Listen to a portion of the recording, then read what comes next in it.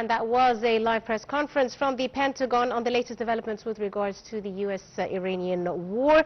Addresses by the U.S. Secretary of War, Pete Hegseth, as well as General Dane Kane, the chair of the Joint Chief of Staff. And they both spoke about the developments, and the U.S. Secretary of War spoke about how the United States is not going to allow Iran to block the passage of ships through the Strait of Hormuz, discussing the project dubbed Freedom, which is underway right now to open up the Strait of Hormuz. And for more on this press conference, we're delighted to be joined over the telephone by Dr. Mohamed Ezaby, the professor at Arab African Center of Political Studies. Dr. Mohamed, good afternoon to you, sir.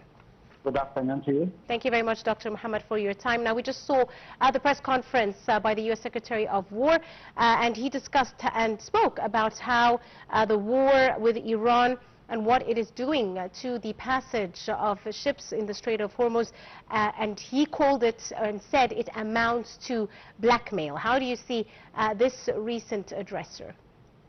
Well, the press conference reflected a measured but assertive tool combining reassurance with deterrence.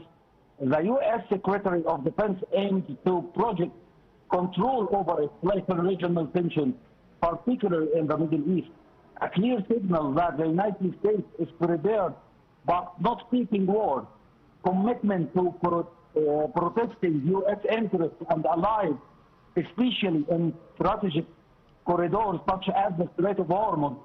The language used balanced between de-escalation rhetoric and implicit warning, indicating that Washington is trying to avoid a full-scale conflict while maintaining military credibility.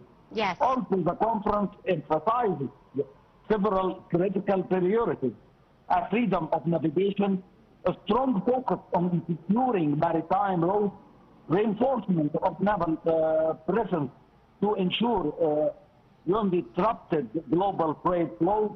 This aligns with ongoing operations into converting threats to shipping lanes.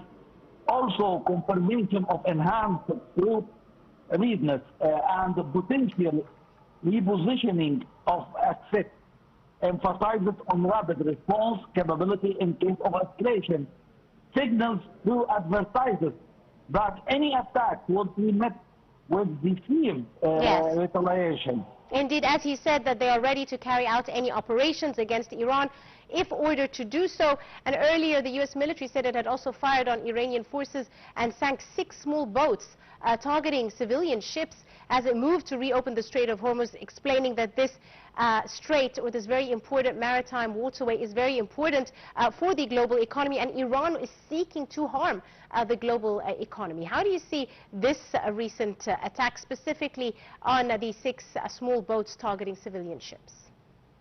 Well, Iran was a central theme to address carefully accusation of destabilizing activity, particularly through proxy groups, warning against targeting U.S. forces or allies.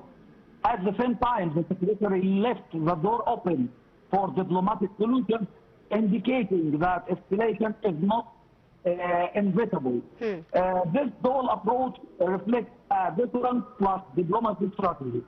Also, the conference revealed an important dynamic military signaling, strong readiness capability, and willingness to act. Political constraints avoidance of committing a large-scale war, especially when he said about the Iranian attack towards the ships and civilian ships in Hormuz of Strait, and his reference to the attacks towards the Emirates and Fujairah yesterday.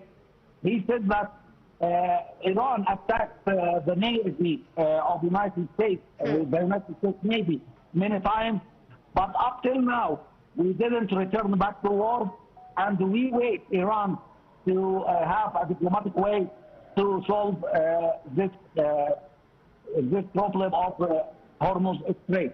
Indeed. Also, he said that if Iran didn't accept American conditions, it means that we are ready to return back to war, and the war now, when he refers to the team 82, he means that the war this time will not be like the 40 days war. More explosions, more effectiveness, everything will be changed, especially if Iran decided to attack the United States. Yes, indeed, the message has been very clear. We'll leave it at that. I'd like to thank you very much, Dr. Mohamed Ezaby, Professor of Arab African Center of Political Studies. Many thanks, sir, for your time and your insight this afternoon.